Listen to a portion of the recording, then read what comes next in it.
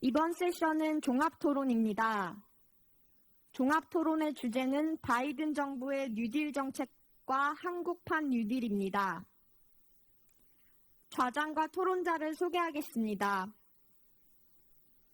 먼저 좌장이신 이정우 한국장학재단 이사장님입니다.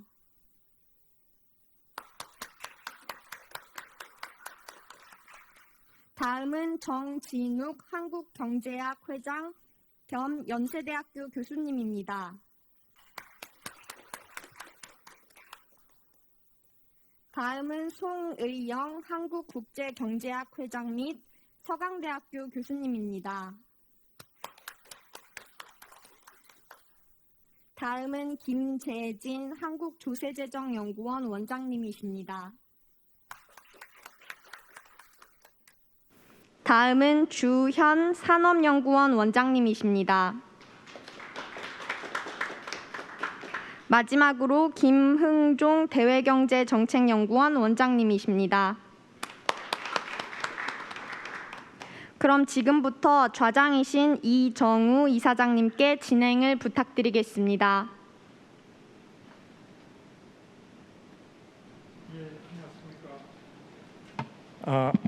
안녕하십니까. 이정우입니다. 오늘 대단히 중요한 토론회 좌장을 맡게 돼서 큰 영광으로 생각합니다. 바이든 정부가 들어선 지가 이제 반년 정도 지났습니다.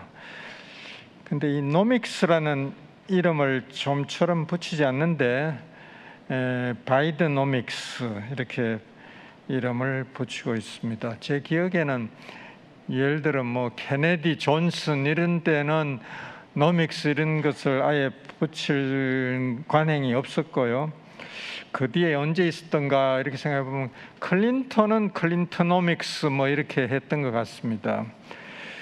그 클린턴 때는 특히 신경제다 그래가지고 아주 그 IT 쪽에 새로운 산업 부흥이 있었고 상당히 신경제라 할 만했고 또 클린턴노믹스라고 할 만했고 또 당시 성과가 상당히 좋았던 그런 기억이 있습니다.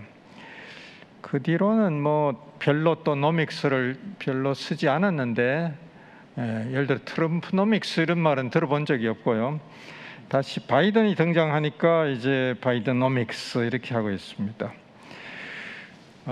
실제로 제가 잠깐 재미삼아 작년에 있었던 일을 짤막하게 소개를 하겠습니다. 제가 작년 11월에 어디서 강연을 하고 있었는데 역시 마스크를 쓰고 이런 식으로 하고 있었는데 그때가 마침 미국 대선 이틀 전이었습니다. 그래서 그 강연을 하고 있었는데 청중석에 누군가가 저한테 질문을 하기를 내일 모레 대선에서 누가 이길 것 같습니까? 라는 질문을 저한테 했습니다. 그래서 저는 아주 자신 있게 바이든이 이깁니다 이렇게 했는데 그 이유로 지난 4년 전 대선에 예상을 뒤엎고 트럼프가 이겼던 그 위스콘신, 미시간, 펜실베니아 3개 주를 이번에는 민주당이 탈환할 겁니다. 그래서 그 3개를 다 민주당이 따면은 트럼프가 이길 방법이 없기 때문에 이번 대선은 반드시 바이든의 승리로 끝날 겁니다. 제가 아주 자신 있게 예언을 했는데 이틀 뒤에 결과를 보니까 정확하게 맞았어요. 그래서 제가 굉장히 기분이 좋아져 가지고 그 강연을 들었던 그 사람들이 저를 좀 높이 평가하겠구나 이렇게 흐뭇하게 생각하고 있었습니다. 근데 하루 뒤에 제가 신문 기사를 읽으니까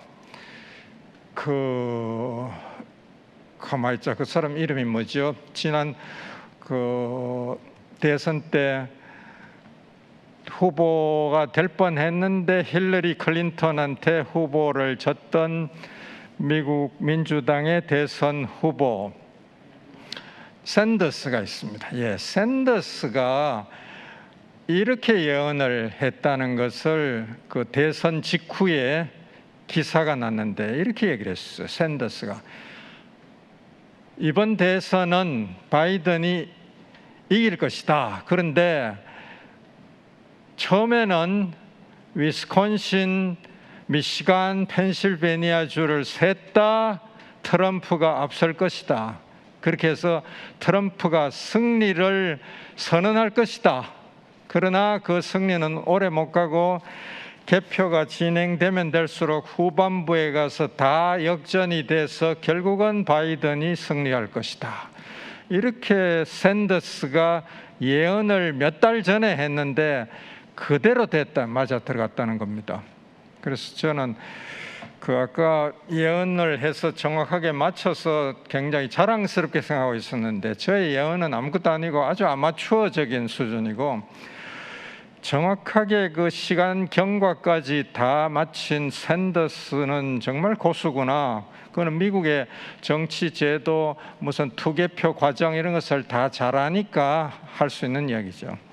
그래서 제가 평소에 샌더스를 상당히 높이 평가하고 있었는데 더욱더 샌더스에 대해서 존경심이 들었다는 재미삼아 이런 이야기를 먼저 드리면서 오늘 바이드노믹스에 관한 종합 토론을 앞으로 한 1시간 이내로 진행을 하려고 합니다.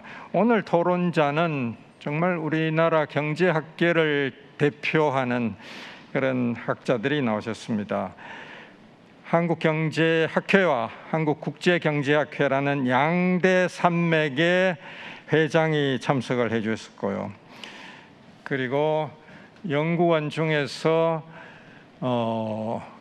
조세재정연구원, 산업연구원, 그리고 대외경제정책연구원, 여기에다 KDI까지 합치면 4대 연구원이라고 할 수 있겠는데 KDI는 주최해서 그런지 홍장표 원장님은 앞에 앉아 계시고 나머지 세 원장님이 다 단상에 올라와 계세요. 그래서 이 5분의 토론은 우리나라 경제학계를 대표하는 그런 경제학자들의 토론이라고 할 수 있겠습니다.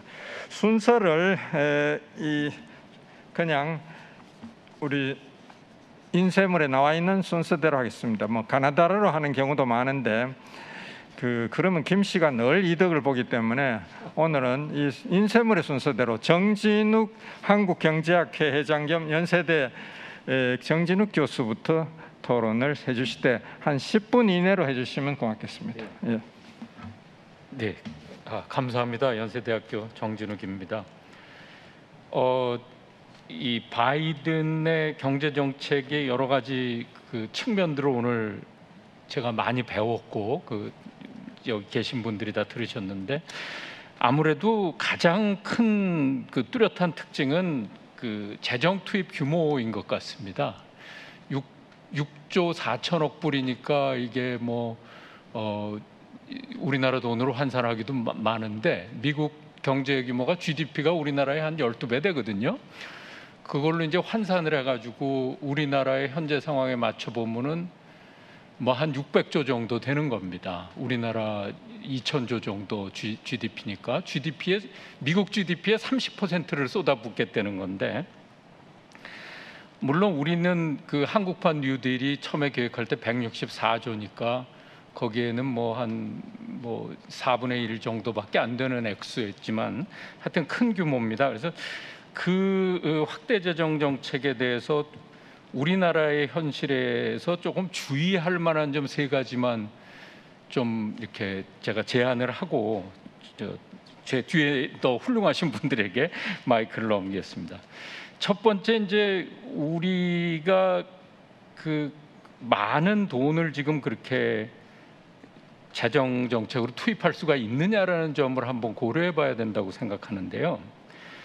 물론 우리도 1년 예산 정도의 확대 재정 정책을 쓴 적이 있습니다. 역사적으로. 그게 97년 외환위기 때 그 외환위기를 극복하기 위해서 98년도에 그 당시 1년 예산 한 120조를 훨씬 넘는 액수를 투입한 적은 있어요.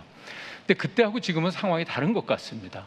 지금 우리나라의 경제는 과연 우리가 그 정도로 많은 확대 재정 정책을 소화할 수 있을 만큼, 그러니까 분명히 이제 물가 상승이나 금리 상승이 따를 거거든요. 미국에 대해서는 여러 가지 새로운 통화 이론들도 나오고 합니다만은 우리나라 기축통화가 아니니까요. 원화는 우리나라에는 그 타격은 있을 것 같습니다. 그래서 인플레이션과 금리의 충격을 우리가 과연 흡수할 수 있을 것이냐. 가장 우려가 되는 것은 가계부채죠. 가계부채가 지금 부동산 가격이 너무 빠른 시간 내에 너무 많이 올라가지고 그 중에 상당 부분은 가계부채로 전환된 상태거든요. 근데 우리가 금리가 올라갈 때 연쇄부도 같은 일이 벌어진다면 이건 파탄이 나는 거니까 그런 점을 굉장히 조심하면서 이 재정 확대를 하기는 해야 되겠죠. 왜냐하면 이 코로나라는 100년 만에 한 번씩 오는 이 감염병의 충격은 사실 뭐 굉장히 크니까요. 우리도 하긴 해야 될 텐데 그 전에 제 희망으로는 이런 그 점을 고려했으면 좋겠어요. 지금 일단은 제일 중요한 열쇠는 부동산 가격의 연착륙인 것 같습니다. 이게 조금 내려가야 되는데 급히 내려갔다가는 1990년대 일본의 급격한 자산 가격 하락으로 인한 지금 30년간의 불황, 그런 일이 벌어질 우려가 있으니까 경착륙이 된다면 더 나쁜 거죠. 차라리 부동산 가격이 안 내리는 것보다 더 나쁜 건데 지금 상태로는 너무 우리가 이 vulnerable한, 그러니까 좀 취약한 상황이 있기 때문에 어떤 방법을 쓰든지 간에 부동산 가격을 서서히 연착륙 시켜야 될 것 같습니다. 이게 지금 가장 중요한데 안타까운 것은 부동산 문제에 대한 정부의 대책은 되게 좀 심한 말씀일지도 모르겠습니다만은 제가 보기에는 부동산 시장은 피가 철철 흐르고 있는 응급 환자인데 정부의 대책은 5년 후에 효과가 나타나는 보약을 처방하고 있는 것 같은 생각이 들거든요. 이건 수단과 방법을 가리지 말고 어떻게든 부동산 가격을 내려야 됩니다. 천천히. 그렇지 않고는 우리가 확대 재정 정책의 그 여지도 없어지지 않을까 하는 그런 이제 점을 하나 주의해야 된다고 생각하고요. 두 번째 저희가 좀 주의를 기울여야 될 점으로는 지금 이제 이 한국판 뉴딜 사업을 비롯한 우리의 확대 재정 정책에 있어서 정부의 역할, 그 필요성과 한계를 좀 조심해서 봐야 된다고 생각합니다. 그러니까 정부가 주도가 될 수밖에 없죠. 정부의 예산이 투입되므로. 그런데 정부가 역할을 해줘야 되는 곳이 있고 정부는 판만 벌려놓고 실제로는 민간이 주도하게 하는 그런 이제 차이가 있을 수 있거든요. 효율성의 문제죠. 그러니까 정부가 직접 나서서 하는 것이 효율적인 때도 있고 정부는 그냥 뒤에 물러서서 판만 깔아주고 민간이 주도적으로 하는 것이 효율적일 때가 있는데 그런 구분에 대한 이제 노력, 그런 주의 이런 게 조금 부족하지 않나 하는 그런 우려가 조금 있거든요. 그러니까 지금 예를 들어서 말씀드리자면 디지털 뉴딜 같은 경우에는 정부가 이걸 주도하는 것에 제가 두어 가지 우려가 있어요. 하나는 정부가 민간보다 새로운 기술의 필요성이나 그 개발 방법에 대해서 좀 늦습니다. 시기적으로 늦죠. 기업은 이윤 동기가 있기 때문에 지금 어떤 방향으로 어떻게 발전하는지에 대해서 굉장히 예민한 반면 정부는 노력은 많이 하고 있습니다만은 아무래도 한 박자가 늦습니다. 의사결정도 신속하지 않고. 그래서 이 디지털 뉴딜 사업은 또 지금 처음에 안이 나왔던 거는 디지털 뉴딜이 기술 개발보다는 인력 양성 쪽으로 많이 중점이 있었거든요. 지금 나중에 좀 수정되고 있는 것으로 압니다만 그런 그 뉴딜이라면은 이거는 기업에다가 아예 맡기거나 민간에 아니면 최소한 긴밀히 협조하면서 공동 추진할 필요가 있다고 봅니다. 정부가 주도해서 개발한 소프트웨어들이 사장된 사례가 굉장히 많거든요. 왜냐하면 시장의 필요를 민감하게 채워주는데 정부가 조금씩 늦기 때문이죠. 그래서 이런 건 하나의 사례입니다만은 어쨌든 정부가 어디까지 해야 되며 무엇을 해야 되는지에 대해서 조금 우리가 주의해야 될 필요가 있다고 보고요. 마지막으로 우리가 신경 써야 될 것 하나가 결국 이 재정 확대를 하느냐 마느냐, 얼마를 하느냐, 이런 문제보다 더 중요한 게 하나 무엇이냐 하면 어떻게 하느냐가 중요하다고 저는 생각합니다. 그러니까 재정 확대를 어디다 쓰느냐. 지금 가장 최악의 시나리오는 정치적 목적의 일회성 재정 투입이죠. 이건 백해무익한 겁니다. 여기 모이신 분들 다 뭐 동의하시겠습니다만은 그렇게 되는 것은 최악인데 그렇게 될 가능성은 물론 없죠. 지금 지금 굿위를 갖고 있는 이 정부가 그렇게 할 일은 없다고 저는 믿습니다만은 혹시라도 그런 쪽으로 경도되다 보면 이제 실제로 가장 중요한 것은 생산성이거든요. 궁극적으로 경제가 잘 되려면 생산성이 올라가야 되는데 바이든의 그 뉴딜 정책도 그런 생산성에 대한 고려가 있더라고요. 아까 첫 세션에서 발표하신 분이 그 토탈 팩터 프로덕티비티 그래프를 보여주셨는데 지금 우리나라 TFP도 상당히 내려가고 있는 건 확실합니다. 물론 연구마다 조금씩 그 수치는 차이가 있습니다만은 90년대 이후에 하락세라는 것을 부인하는 연구는 제가 못 봤습니다. 그렇다면 우리가 이 떨어진 생산성을 어떻게 높이는 방향으로 해야 되느냐?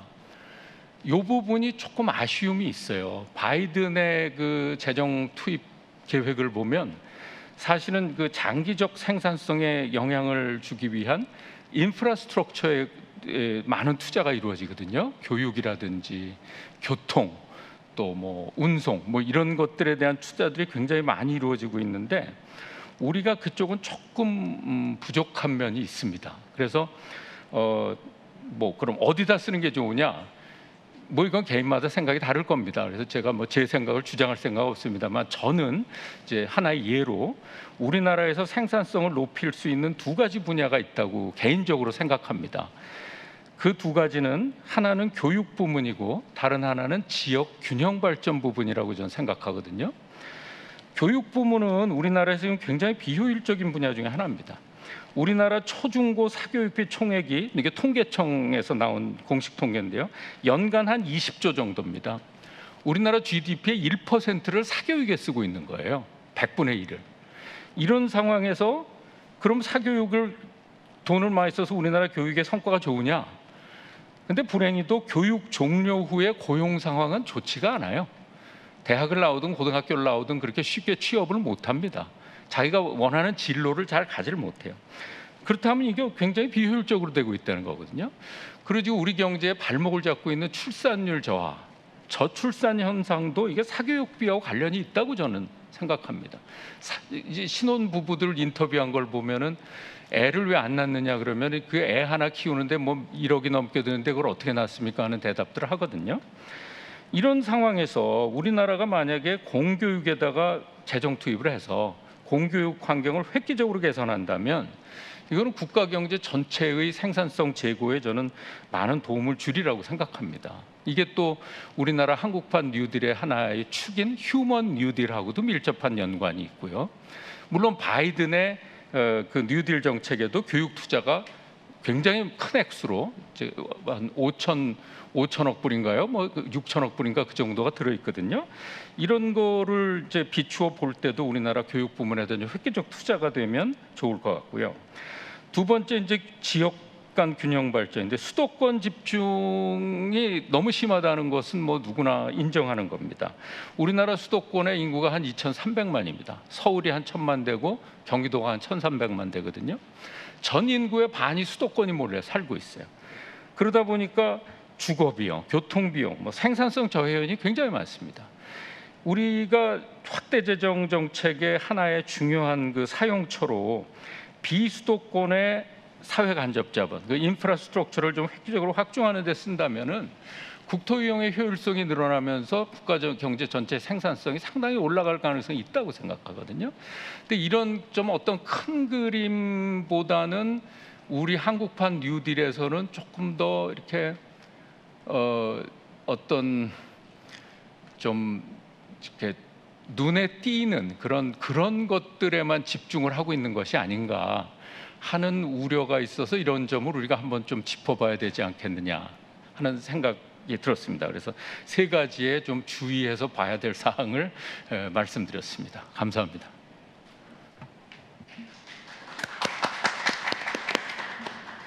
예, 정진욱 교수님 아주 중요한 세 가지 지적을 해주셨습니다. 다음은 한국국제경제학회 회장으로 계시는 서강대 송의영 교수님의 말씀을 듣겠습니다. 예, 먼저 그 한국경제학회는 당연히 초대하겠지만 저희 국제경제학회를 초대해 주셔서 홍장표 원장님과 K대 측에 감사드립니다. 그리고 뭐 말할 필요는 없지만 제 지금 말씀드리는 거는 완전히 개인적인 의견이고 저희 학회 회원들의 종합적인 의견과 전혀 관계가 없음을 말씀드립니다.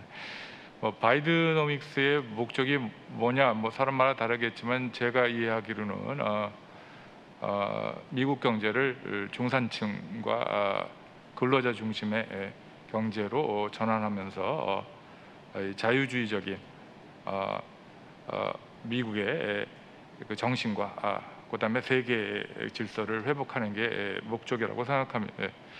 하지만 정치공학적으로 보면 바이드노믹스의 중요한 목적은 트럼프 쪽으로 갔었던 백인 노동자를 다시 흡수함으로써 중간 선거에서 이기고 정권을 재창출하는데 날카롭게 맞춰져 있다고 생각합니다. 그래서 우리가 기대하는 과거와 비슷한 미국식의 통상 정책이나 산업 정책은 일단 바이드노믹스의 이러한 정책이 성공하지 않는 한 움직이지 않을 거로 생각합니다. 그래서 저는 좀 잘 지켜보고 있습니다. 원래 대선 때 주장했던 건 양대 정책에서 하나는 재정 정책을 통해서 중산층과 노동자의 삶을 서포트하는 거고, 두 번째는 노동 정책의 강화였습니다. 아까 15불 최저임금도 있고 노동조합 결성을 매우 쉽게 하는. 근데 지금 현재 이 노동 정책은 상원에서 그 허락을 해줄 가능성이 거의 없거든요. 레컨실리에이션 빌로 통과할 수가 없기 때문에 재정 정책에 집중할 수밖에 없지 않았느냐, 이러한 정치적 해석을 하고 있습니다.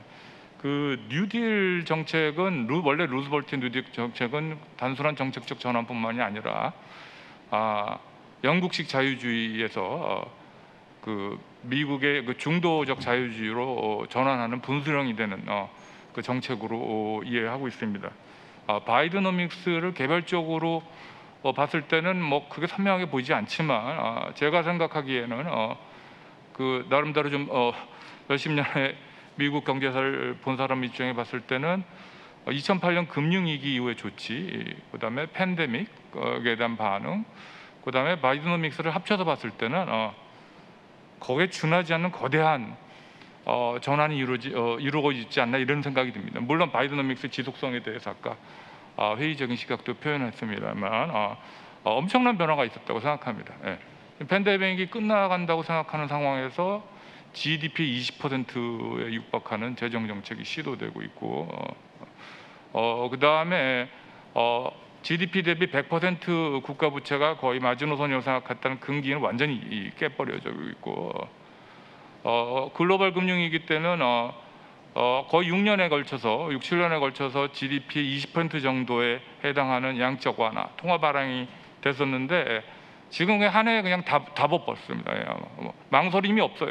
그냥 무심하게 망설임이 없고, 그 과정에서 일종의 정부 부채 화폐화가 지금 발생을 하고 있고, 선진국에서 산업 정책의 경우에는 그 WTO의 충돌적인 정책이 굉장히 많습니다. 지금 아까 특정 산업의 산업 정책은 그 보조금의 특정성이나 정부 재정의 혜택성에 있어 봤을 때 WTO 충돌 요인이 강하고, 그다음에 미국의 통상 정책을 근간을 이루고 있는 안보에 입각한 통상 정책도 사실은 WTO의 조문과 충돌하고 있습니다.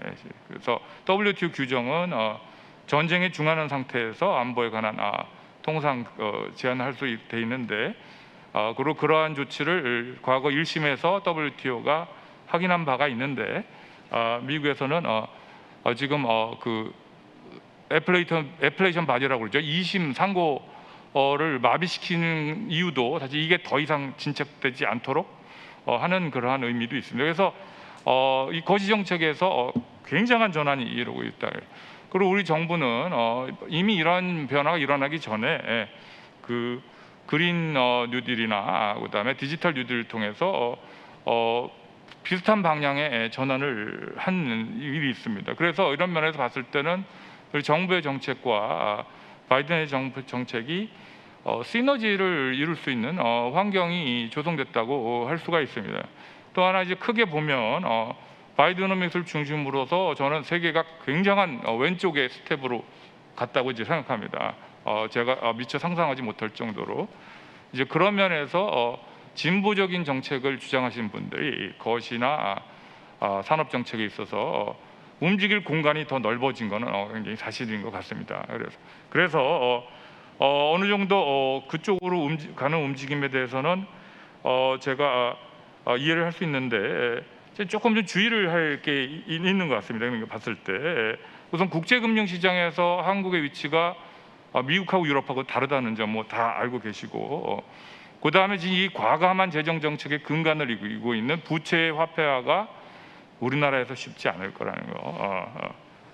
그 다음에 그린 뉴딜을 봤을 때는 우리 지금 진도가 굉장히 안 나갔거든요. 미국하고 굉장히 뒤쳐져 있는데 그런데 우리한테 세계 경제가 기대하는 수준은 미국과 유럽과 거의 같은 수준의 탄소 중립을 또 요구하고 있습니다.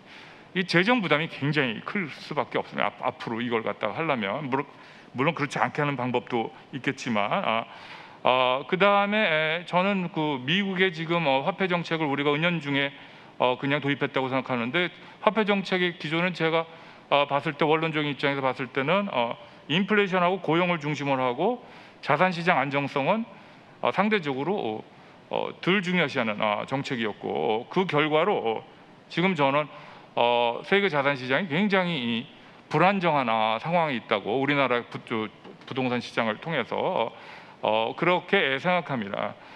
주로 그 재정 확장이 선진국의 재정 확장이 신흥국에 미치는 영향은 그 중앙은행이 어떻게 반응하느냐에 따라 다르겠죠. 금리 상승 압력이 있을 때 그냥 내비두면 그러면 80년대와 같은 신흥국의 부채 위기가 나올 수 있고 금리 갑자기 상승하고 아니면 그걸 갖다가 통화 발행을 통해서 억제를 한다고 그러면 아까도 얘기했었지만 얘기가 파이낸셜 리프레션과 같은 70년대 상황이 또 반복되면서 또 굉장히 불안한 상황이 조성될 수 있는데 지금 어느 쪽으로 갈지 장기적으로 봤을 때 가늠하기가 매우 힘들면서 앞으로 2, 3년 동안 이 엑시트 과정에서 국제금융시장이 매우 불안정하고 이지 않을까 생각이 듭니다. 그런 면에서 봤을 때 저희가 저희 경제 위치를 냉정하게 그 판단하는 게 굉장히 중요할 거라고 생각합니다. 제가 어느 쪽으로 가야 될지 제가 말씀드리기는 힘들지만 그 다음에 뭐 제 전공이 이제 국제무역 쪽에 가까우니까 무역 정책에서 얘기하면 아까 장윤정 박사님께서 아까 종축하고 횡축을 통해서 말씀드린 것 같은 얘기입니다. 사실 저는 그 지난 8개월 동안에 바이든 정부의 무역 정책의 전개 방향에 대해서 조금 생각보다 소프트해서 조금 안도를 하고 있는 상황입니다. 그래서 대선 전후에서 얘기됐던 얘기는 두 가지 축이 있었습니다. 축으로 하나는 뭐냐면 지금 많이 논의된 것처럼 제가 자강 정책이라고 그냥 혼자서 이름 부르는 정책입니다. 예.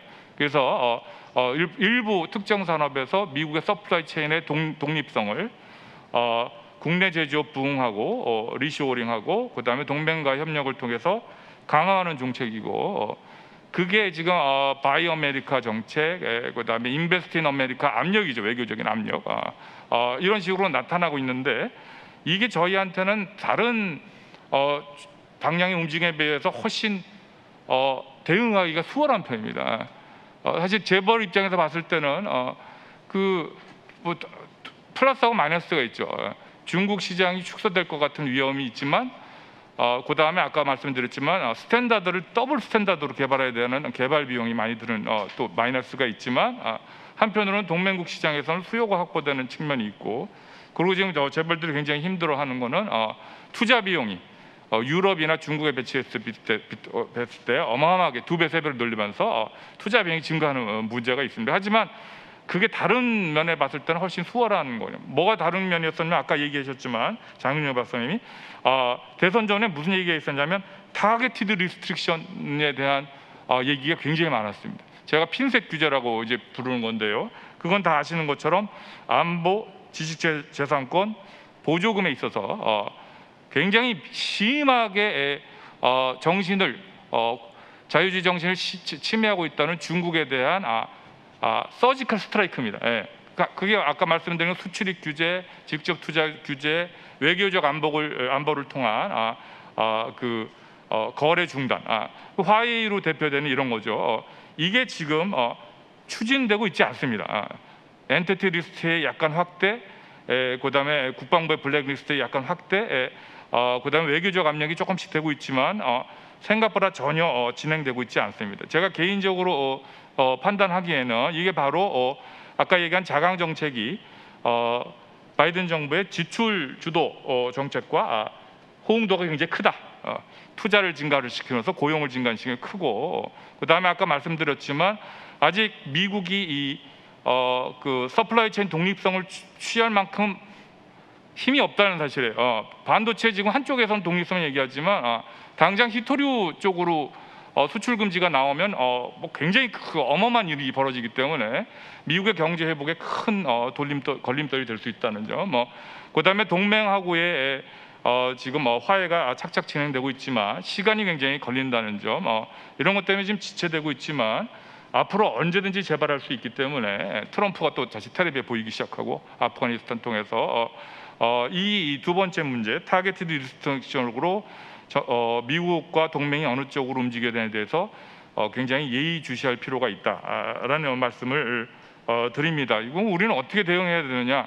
사실 우리 외교적 역량이 그렇게 많지 않기 때문에 좀 대응 방향이 쉽지는 않지만 지금 저희는 미국하고 유로의 움직임을 예의주시하고 아까 초두에 국민경제자문회 부의장님께서 말씀하셨지만 파셜 디커플링이 매우 합리적이고 제한적인 방향으로 이루어질 수 있도록 외교적인 노력을 하는 게 굉장히 중요하지 않을까 생각합니다. 이상입니다.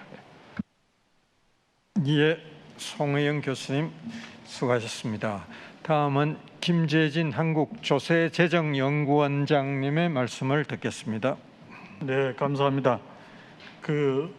오늘 토론회가 바이드노믹스와 한국 경제의 과제입니다. 그래서 결국은 토론회를 주최하신 KDI와 의도는 이제 바이드노믹스 미국에서 이게 코비드 19 사태에 대응해서 어떻게 대처하고 있는지, 그리고 거기서 우리가 어떻게 해야 되는지 이것을 모색해 보자는 의도로 저는 해석하고 있습니다.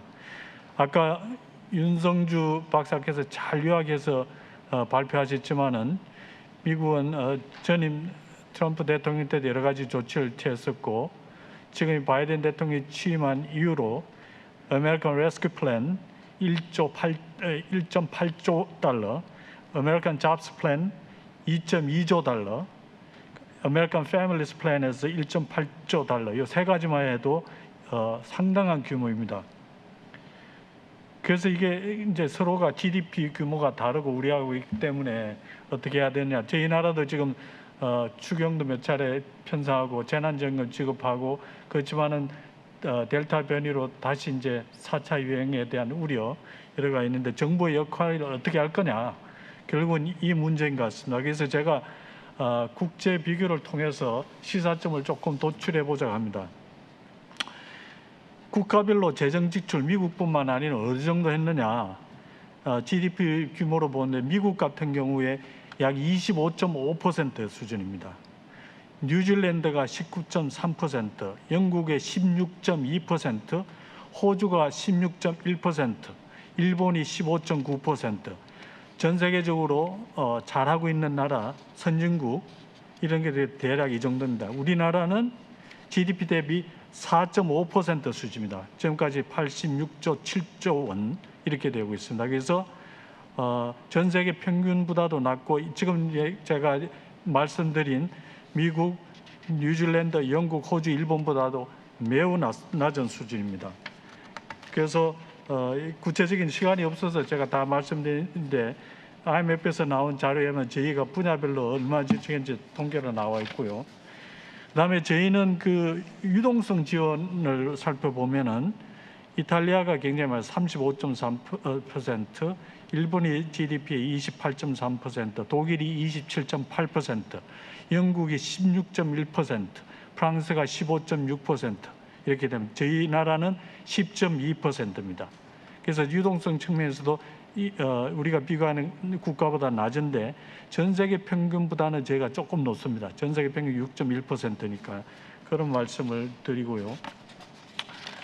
그 다음에 재정 규모, 재정 지출 규모를 보는데 정부 지출을 보면은 OECD 평균이 2019년 대비 약 8.0% 정도 증가했습니다. 굉장히 빨리 단년도에 증가한 꼴입니다. 국가별로는 그리스가 12.8%포인트, 캐나다 11.5%포인트, 호주 11.1%포인트, 영국은 10.5%포인트, 스페인 10.2%, 미국 9.7% 정도입니다. 그러나 우리나라는 전년 대비 지금은 2000년에 38.3%로 약 4.3%포인트 증가했습니다. 그래서 지금 몇 가지 국가에 비해서 저희가 굉장히 낮은 형편이고 OECD 평균 8.0%포인트보다도 매우 반 정도밖에 되지 않습니다. 그런 말씀을 드리고요. 그 다음에 재정 수지 측면에서도 OECD 평균이 지금은 굉장히 악화됐는데 마이너스 10.8% 적자인데 2019년 대비 OECD 평균은 약 마이너스 7.7% 더 줄었습니다. 더 악화된 거죠. 그리고 우리나라는 마이너스 4.0% 악화됐습니다. 그러니까 우리나라도 이 수치 측면에서도 더 낮다 이렇게 말씀드리고요. 그 다음에 정부 부채도 보겠습니다. OECD 평균이 이 작년 기준으로 130%인데 코로나 사태 이전보다 20.4%포인트 증가했습니다. 물론 국가별로 캐나다, 이탈리아, 스페인, 미국 다 우리다 월등히 높고 미국 같은 경우 아까 말씀 25.7% 부채가 증가했는데요. 굉장히 빨리 증가한 겁니다. 우리나라는 2.9%포인트 증가했습니다. 그래서 수치로 볼 때 정부 부채 측면에서도 매우 낮다. 그래서 이제 제 생각에 내년도 대선이 있고 일부 국민들은 이걸 더 지출하는 게 맞느냐? 그럼 이 재원을 다 더 거둬들일 수 있느냐? 이런 우려가 이제 주요 이슈인 것 같아요. 그런데 미국의 이제 바이드노믹스의 예를 보면은 소위 우리도 마찬가지만 이 코비드-19 사태 자체가 전혀 예기치 않은 unprecedented라고 그러지 않습니까? 그리고 unexpected한 거고 전혀 예기치 않은 거고 그렇기 때문에 전통적인 컨벤셔널한 접근법으로 이거 대처하기 힘든 거죠.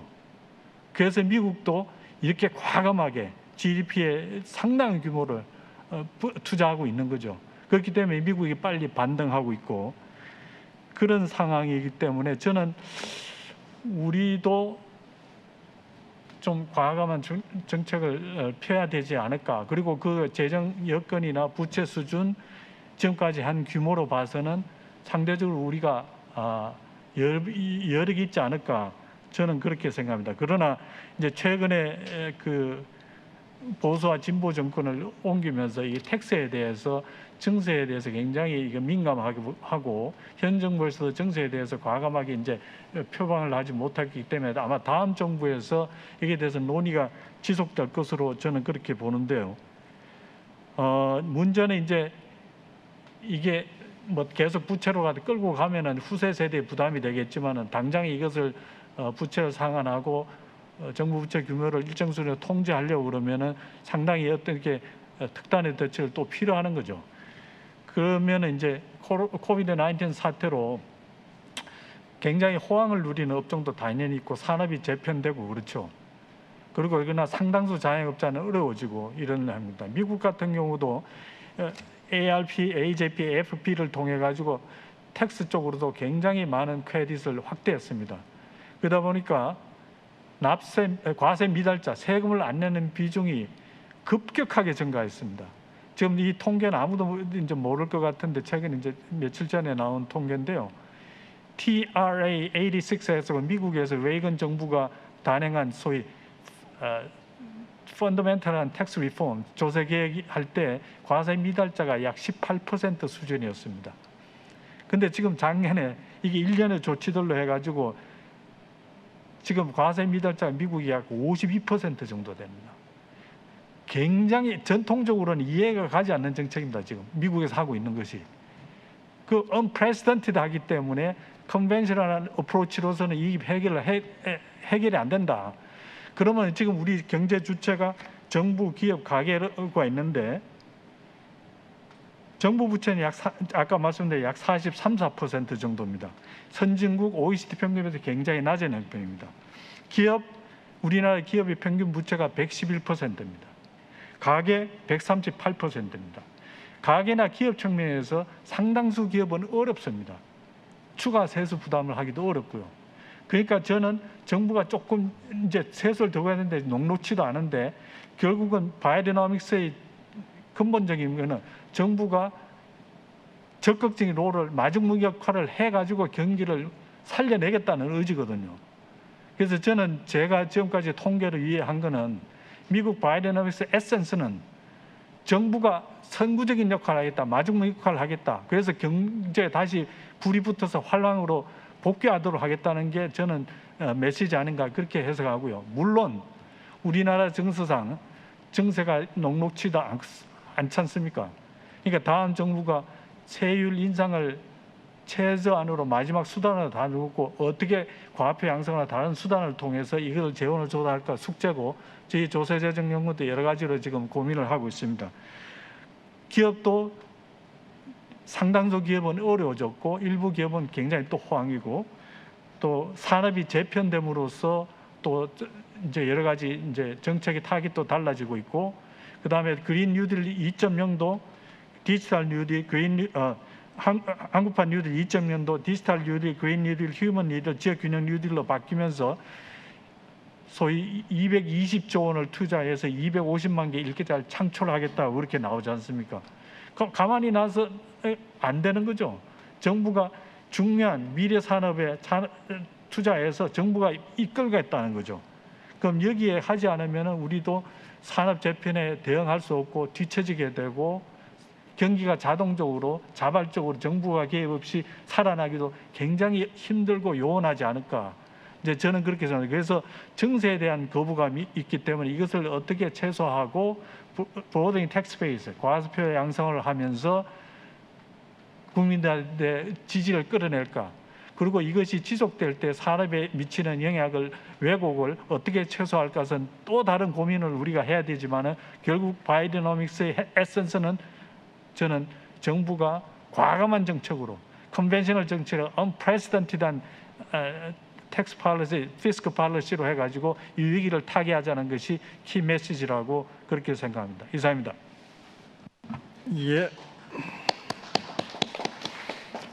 김재진 원장님 수고하셨습니다. 다음은 주현 산업연구원장님의 말씀을 듣겠습니다.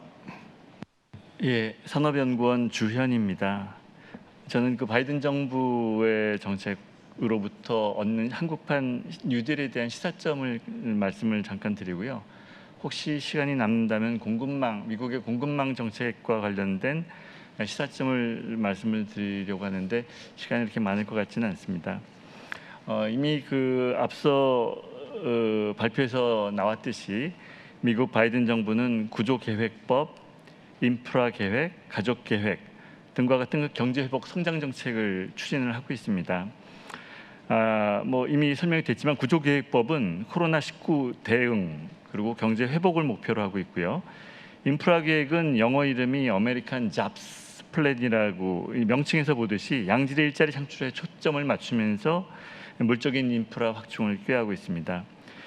그리고 가족 계획은 경제 성장의 수혜가 모두에게 확대 공유되는 것을 목표로 하고 있다고 앞서 발표자가 말씀을 해주셨습니다. 한국 정부가 작년 7월에 발표했던 한국판 뉴딜 종합계획은 두 가지죠. 그러니까 코로나19로 인한 그 경제 위기 극복 그리고 그 이후에 경제사회 구조 변화에 선제적으로 대응하기 위한 것이라고 이제 목표를 밝히고 있고, 그래서 디지털 뉴딜과 그린 뉴딜 양축을 하되 이제 안전망 강화 이렇게 이제 구성이 되었습니다. 그리고 지난달에 한국판 뉴딜 2.0을 발표했는데 아시는 것처럼 디지털 뉴딜, 그린 뉴딜에 더해서 안전망 강화가 휴먼 뉴딜로 이제 이렇게 상향 조정이 돼서 3개 축으로 구성되어 있습니다. 이렇게 한국판 뉴딜 2.0을 발표하면서 이렇게 변화된 이유는 사람 투자의 필요성 증가, 그다음 경제 회복 과정에서의 불평등, 격차 해소가 필요하기 때문에 이렇게 이제 반영했다 이렇게 얘기를 했습니다. 그 미국 바이든 정부의 경제 회복 성장, 이것은 이제 그 바이든 정부의 뉴딜 정책이라고 부를 수 있는지는 조금 애매한데요. 그리고 또 바이든 정부는 들어선 지 1년밖에 안 되기 때문에 바이든 정부의 정책과 한국판 뉴딜을 횡적으로 비교하는 데 대단히 제한적입니다. 그러나 그냥 단순히 기술적으로 비교를 해본다면 유사한 측면이 분명히 많이 있습니다. 무엇보다도 코로나19에 대응해서 대규모 재정 지출의 확대를 통해서 재난 구제, 내수 회복을 도모하고 있다는 점에서 분명한 공통점이 있습니다. 글로벌 금융 위기를 통해 가지고서 신자유 흐름이 분명한 태조를 보였었고 정부의 역할이 부각됐는데 앞서 다른 토론자님도 말씀하셨듯이 코로나19를 통해서 사회 및 경제 체제의 최소한의 유지를 위해서는 정부가 위기 국면에서 전면에 나서지 않을 수 없다라는 사실을 단적으로 보여주었습니다. 완전 경제 체제가 다른 것처럼 보일 정도로 지금 다른 양상이 정부의 개입 양식이 다른 방향으로 보이고 있고 바이든 정부의 정책과 한국판 뉴딜은 그런 점에서 유사한 측면이 있다라고 생각을 합니다. 한국판 뉴딜의 내용을 살펴보면 코로나에 대응한 재난 구제와 내수 회복의 대책이 분명히 포함되어 있습니다. 그러나 한국 같은 경우에는 재난 구제 이런 부분들은 이제 한국판 뉴딜이라는 프로그램을 통해서가 아니라 별도의 프로그램으로 주로 이제 진행되어 있고, 그래서 재난 구제 부분은 아주 작은 부분을 한국판 뉴딜에서는 작은 부분만 차지하고 있고요. 그보다는 전 세계적인 메가 트렌드, 또 우리 한국의 경제사회 구조 변화에 대한 대응이라는 측면이 훨씬 더 한국판 뉴딜에서는 큽니다. 디지털 뉴딜, 그린 뉴딜, 휴먼 뉴딜 이 말 자체가 단순한 지금 어떤 단기적인 그런 대응이 아니라 중장기적인 그런 지향성을 가지고 있다라고 생각을 합니다. 즉 바이든 행정부와 뉴딜의 한국판 뉴딜은 좀 무리가 있습니다. 횡적으로 비교를 하면 둘 다 재정 투자 확대 프로그램을 주요 내용으로 하는 건 맞지만 한국판 뉴딜은 디지털 전환, 탄소 중립, 인구 구조 변화 등과 같은 중장기적 구조적 대응이라는 그런 좀 더 분명한 방향성을 가지고 추진하고 있으며 코로나19 대응이라는 그런 재정 투자 확대를 훨씬 넘어선 10년 이상의 기간 동안에 한국 경제 사회가 나가야 될 방향성을 그대로 담고 있다라고 생각을 합니다. 이는 향후에 정부가 바뀌어서 어떤 정부가 들어서더라도 디지털 전환, 탄소 중립, 인구 구조 변화에 대한 대응 이런 과제들은 변할 수가 없기 때문에 한국판 뉴딜이라는 이름을 달리해서 명명을 달리할 수 있을지언정 방향성은 앞으로 지속돼야 될 그럴 부분이라고 생각을 합니다. 과거의 대공황 이후에 미국의 뉴딜을 3R로 이렇게 이해를 하는 경우가 있습니다. 재난 구제, 릴리프, 내수 회복, 리커버리, 그리고 제도 개혁, 리폼 이렇게 이제 세 가지로 이해하기도 하는데 현재 우리가 추진되고 있는 한국판 뉴딜은 재난 구제는 넘어섰고 주로 이제 정부의 재정 지출 확대를 통한 수요 부족을 완화한다는 의미에서 내수 회복에 큰 도움이 될 것 같다고 생각을 합니다. 그러나 흔히 비판이 많이 되고 있듯이 굉장히 많은 사업들 중심으로 이 한국판 뉴딜을 구성을 하다 보니까 중장기적인 그런 제도 개혁을 통해서 우리가 과거에 미국의 뉴딜에서 보았었던 그런 제도 개혁들이 충분히 고려되고 그런 큰 비전 하에서 각각의 사업들이 위치지어 있는지 이런 부분에 대해서는 조금 아쉬운 점이 있다라고 생각을 해서 향후에 한국판 뉴딜이라는 이름으로 추진되던 다른 이름으로 추진되던 간에 한국의 중장기적 구조적 변화에 대한 좀 더 적극적인 대응이 한국판 뉴딜에 좀 보완될 필요가 있지 않을까라고 생각을 합니다. 또한 한국판 뉴딜에 좀 더 개선돼야 될 점을 생각을 해보면은 미국과 더불어서 미국의 바이든 정부에서는 아직 구체적으로 프로그램이 나오진 않았지만 탄소 중립과 관련된 그런 정책들이 이어질 것으로 예측이 되는데 우리나라에서도 탄소 중립 달성과 관련된 논의가 지금 급물살을 타고 있습니다. 그래서 지난 이번 달 5일에 2050 탄소 중립 시나리오 초안이 공개돼서 이제 10월 말에 확정될 예정이고요. 2030 NDC가 지금 이제 국가 온실가스 감축 목표가 법제화가 추진되고 아마 9월 초 정도에는 확정되지 않을까라고 발표되지 않을까 생각을 합니다. 그래서 그린 뉴딜 지난달 7월 달에 발표된 그린 뉴딜 2차 우리 한국판 뉴딜 2.0에서 물론 그린 뉴딜이 확대되는 그런 내용들을 담고 있지만 아마도 2030 NDC가 목표가 설정이 되면 그보다 훨씬 강한 수준의 그린 뉴딜이 더 필요로 할 것으로 생각이 되기 때문에 아마 이 부분이 좀 더 재정 투자의 규모에 있어서나 질적인 내용에 있어서 더 보완되지 않을까 이렇게 생각을 합니다. 공급망 대응에 대한 부분들은 뭐 시간이 많이 지나고 있기 때문에 저는 생략을 하도록 하겠습니다. 감사합니다. 예, 주현 원장님 수고하셨습니다. 공급망에 대해서 하실 말씀이 많은 것 같은데 시간 관계로 자제를 해주셔서 더욱더 고맙습니다. 자, 김흥종 대외경제정책연구원 원장님의 말씀을 듣겠습니다. 네, 이사장님 감사합니다. 저는 이제 미국 바이든 정부의 대외 정책을 어떻게 봐야 되는가 하는 문제, 그리고 앞서 주현 원장님께서 말씀하시려다가 안 하신 그 공급망 조정 관련해서 제가 조금 덧붙일 거를 좀 덧붙이고자 합니다. 일단 그 바이든 정부의 대외 정책에서 우리가 나오는 단어가 디지털 노동 환경, 민주주의 인권, 동맹, WTO 같은 다자주의, 그리고 이제 공급망 조정도 있고요. 그 다음에 최근에 아프가니스탄 철수가 있습니다. 그럼 이제 이런 것이 과연 그러면 바이든 정부의 대외 정책에서 어떠한 위치를 차지하고 있는가? 미국의 대외 정책은 국내 정책과 어떤 관계를 갖는가 했을 때 대외 정책이 국내 정책의 종속 변수로 그렇게 되는 그런 큰 흐름이 있고요. 반대로 이제 대외 정책 자체의 독자적인 어떤 영역을 가지고 활동이 되는 그런 시기라든가 어떤 그런 사상이 있는데 지금 현재 그 바이든 정부의 정책은 대외 정책이 국내 정책의 어떤 종속 변수와 같은 그런 상황인 것 같습니다. 현재 대외 정책에서 목표를 하는 것이 앞서 여러분들이 말씀하셨던 중산층을 위한 정책, 그 다음에 중국에 대한 대중국 정책이 있습니다. 그것이 있고요. 그리고 팬데믹 이후에 공급 안보, 그러니까 서플라이 시큐리티가 부상이 됐는데 서플라이 시큐리티를 보정하기 위해서 공급망 조정해야 된다. 근데 그 공급망 조정이 결국은 봤더니 중산층을 위한 정책으로 환원될 수가 있기 때문에 결국은 같은 목표로 더욱더 빨리 강화될 수밖에 없다 이렇게 보고 있고요. 이렇게 본다면은 앞서 말씀드린 노동 환경 디지털이라든가 민주주의 인권이라는 것은 결국은 국내 정책을 구현하기 위한 수단으로서 성격이 강할 것이다. 동맹 마찬가지다. 동맹과 함께 한다는 것은 동맹국의 이익, 동맹국이 가장 동맹국에 갖고 있는 가장 핵심적인 이익을 보장해 주는 방향으로 하겠다는 얘기가 아니라 동맹과 함께 미국의 이익을 갖다가 극대화할 수 있는 방향으로 가겠다는 얘기고요. WTO 다자주의도 마찬가지입니다.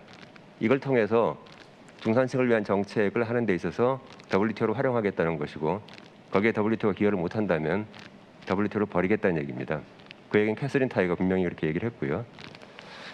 아프가니스탄 철수 같은 경우도 일각에서는 신장 위구르 지역에 대해서 어떻게 뭔가를 하기 위해서 미국의 전략이다, 미국의 큰 그림이다 이런 얘기가 있는데 이것은 너무 나간 그림인 것 같고요.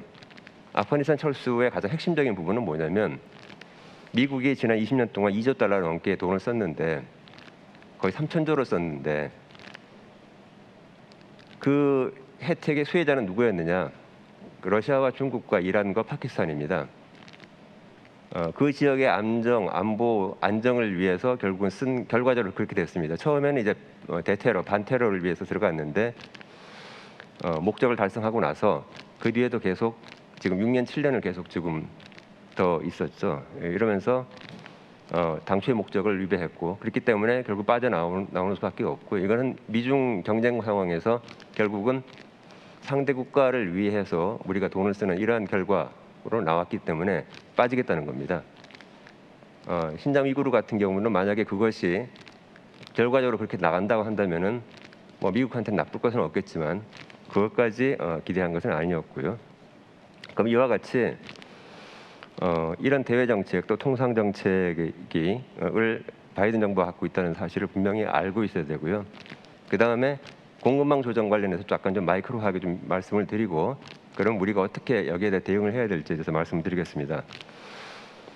2월 달에 4개의 분야 반도체, 배터리, 히토류, 의약품에 대해서 공급망 조사를 시켰고 6월 달에 결과가 나왔습니다.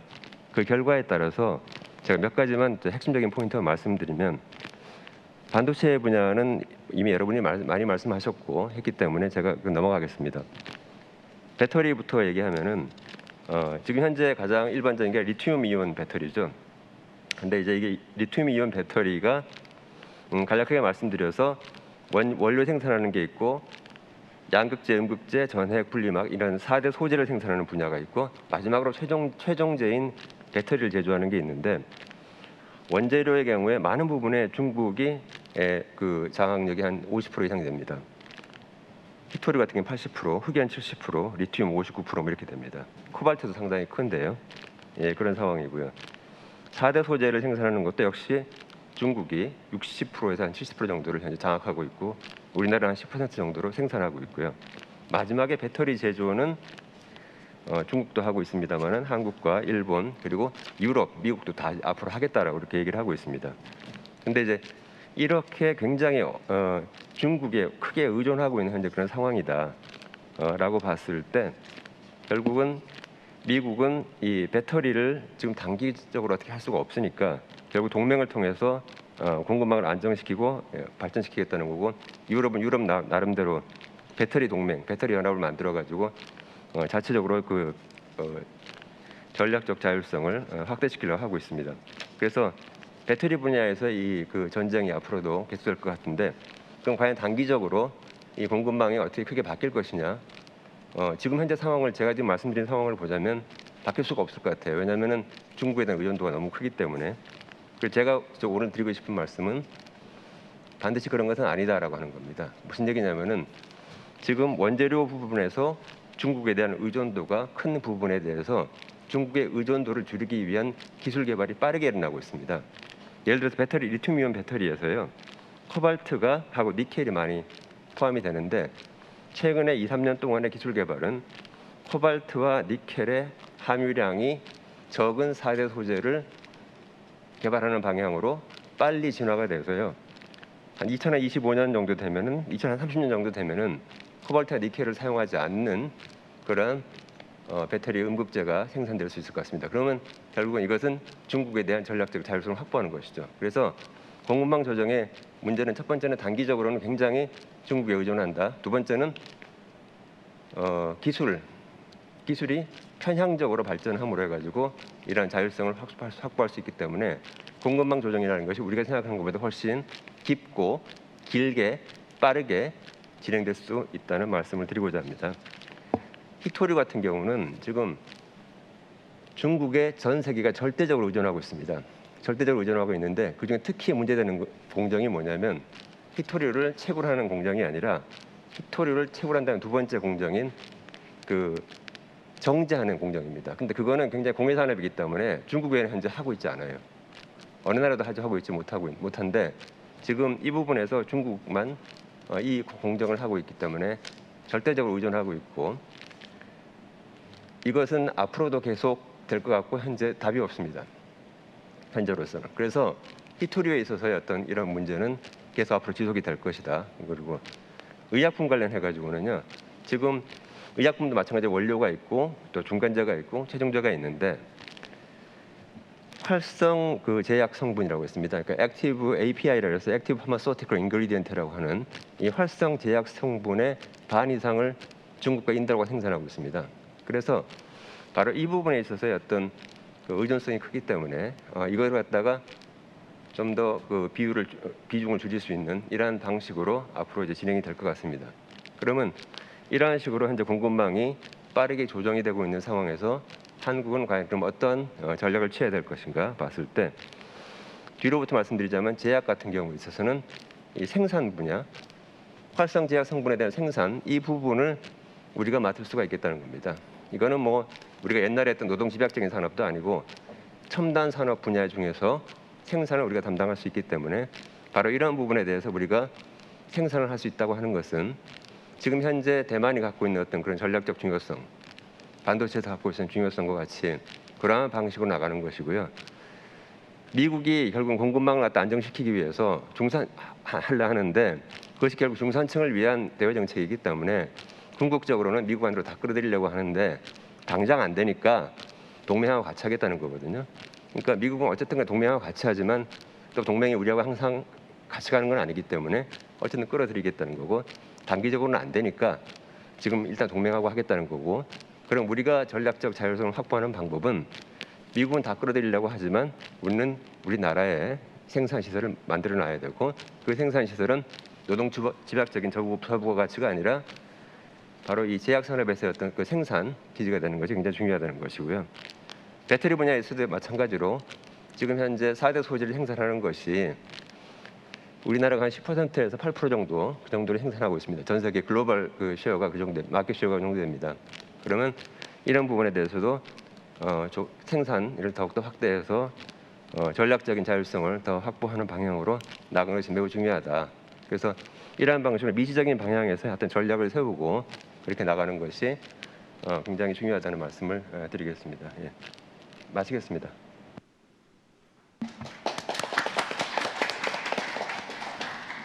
예, 김흥종 대외경제정책연구원장님 수고하셨습니다. 이상 5분의 말씀을 들었는데 듣고 보니까 산업, 재정, 또 무역 그리고 또 국내에 와서 교육, 지역 균형 발전까지 다양한 주제를 다 짚어주신 것 같고요. 그래서 바이든 정부가 아주 담대하게 추진하는 뉴딜 정책 그리고 한국의 현재 진행 중인 뉴딜 정책에 미치는 시사점이 무엇인가에 대해서 상당히 깊이 있는 토론이 이루어진 것 같습니다. 제한된 1시간을 다 사용한 것 같고요. 이상 마치려고 합니다. 시간이 약간 초과됐는데 청중의 질문 이런 것을 받으면 좋긴 하겠는데 시간이 지났고 하기 때문에 그것은 다음에 개별적으로 좀 서로 의사소통을 해주시기를 바라고 이상으로 종합토론 바이든 정부의 뉴딜 정책과 한국판 뉴딜 토론을 마치겠습니다. 경청해 주셔서 대단히 고맙습니다.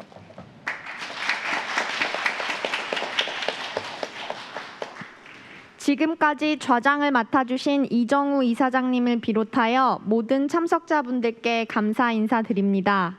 이상으로 바이드노믹스와 한국경제의 과제 정책 토론회의 모든 일정을 마치겠습니다. 지금까지 온라인으로 시청해주신 모든 분들께 감사드립니다.